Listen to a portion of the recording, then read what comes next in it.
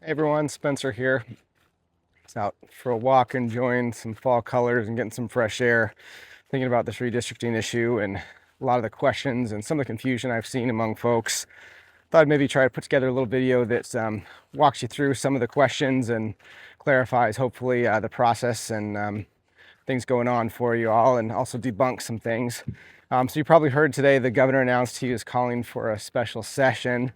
I think the first thing to understand about that is the governor calls for a special session. The General Assembly decides how that looks. Do we meet? When do we meet? The Constitution gives us 30 to 40 days from the time he calls it to do so.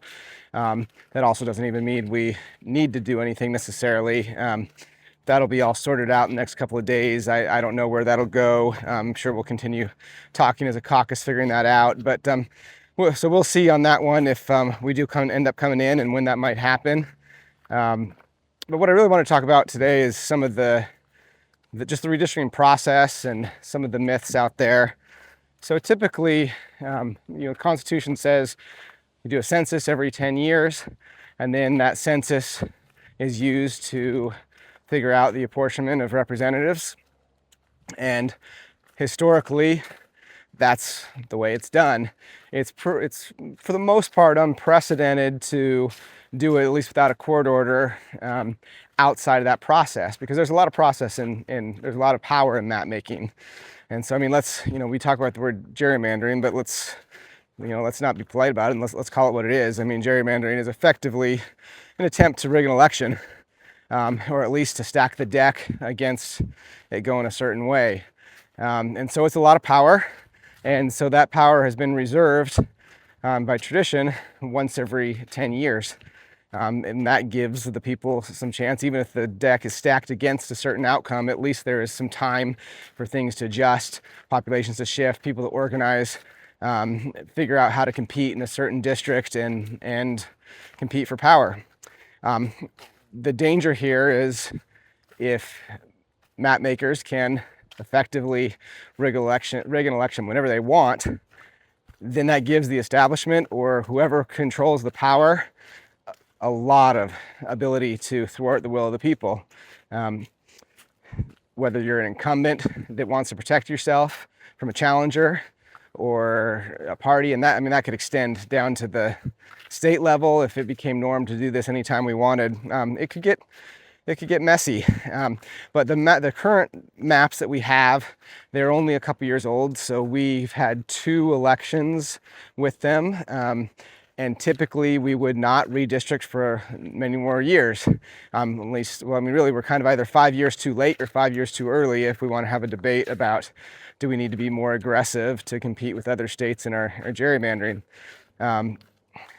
Generally, I think we need to try and move away as a country away from gerrymandering. I think it's a reasonable debate to have a question of, in the absence of other states doing that, do we need to be more aggressive? But doing that now is really just a red line for me. So that's kind of the process of when it happens. But what are some of the arguments for it? Why are people calling for it? There are really 3, I think, main arguments that people are calling for it. The first one has to do with illegal immigration. And you're going to hear a lot of people claim this, and it's because they've seen polling that says that if you believe this, then you're more open to mid-cycle redistricting. And that's the argument that, Joe Biden opened the borders, which he did, and tried to pack states with new voters to try to boost their apportionment. The problem with that argument is, first of all, illegal immigrants have always been counted on the census. I think it's wrong. I think we need either a court decision or a constitutional amendment to say that's not how it should be, because it creates perverse incentives. But the courts have always, until now, said you have to count them. So that wasn't anything new that happened in 2020. That's always been the case. The other problem with that argument, its justification, is that where you look at where are the most illegal immigrants, they're in 3 states: California, Texas, and Florida. So this has been studied like crazy. If you run the numbers again without illegal immigrants, California loses a seat, Texas loses a seat, and Florida loses a seat, and they're spread back out again among blue and red states. In other words, even if you remove illegals from the census, as I think you should, it doesn't change the red-blue balance of congressional apportionment. So I don't see that as a reason why we need to go take this unprecedented step of mid-cycle redistricting or mid-cycle gerrymandering. Second argument you get is that, we need to fight fire with fire. This is, and this is true, that there are some terrible salamander-looking maps. Our neighbor to the left, our neighbor Illinois, ridiculous-looking map. You often hear Massachusetts has no Democrats or no Republicans. All valid, strong points. Totally agree with those. With that said, I can also find states, Nebraska, Utah, Montana.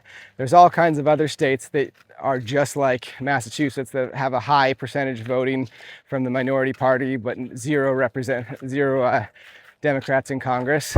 The bigger point, though, is you look at overall, Republicans had 51% of all the votes for Congress across the nation, and they hold 51% of the seats.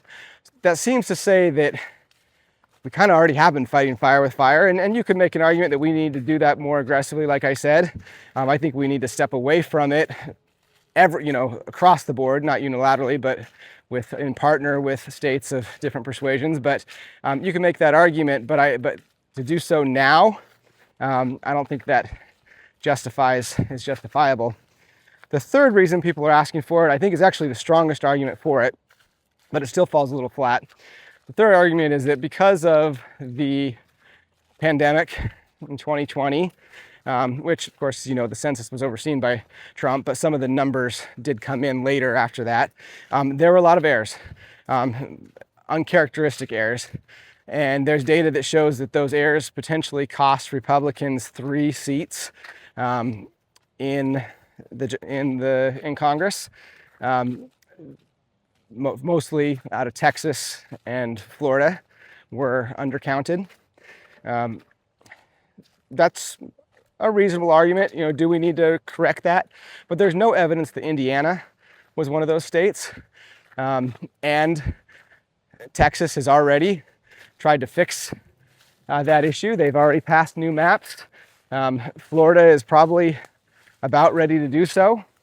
Missouri already has. Texas added 5 new seats. So you've already more than compensated for those 3. If we were one of those states that had an error, I'd be much more open to correcting that and maybe even supportive. But the fact that we're not one of those states, and the other states that were impacted have already corrected it, I think the risks of going down this path are really dangerous. And it's not a clear win that Republicans will win. You start changing the math, spreading Republican voters out, you're going to make other seats more competitive. You're going to have more moderate candidates potentially, but you could, especially in a shortened schedule, without Donald Trump on the ballot, Republicans could lose those seats. It's not a clear win, but the bigger issue, I think, though, for me, is it just gives so much power to the map makers. If this becomes the culture that every 2 years, anytime you fear the results of an election, that to me just goes against the values of our country, values of the Constitution that I swore to uphold. The Constitution is really based on the idea that the voters are in charge. That's popular sovereignty. And I took an oath to support that and defend that. And I take that very seriously.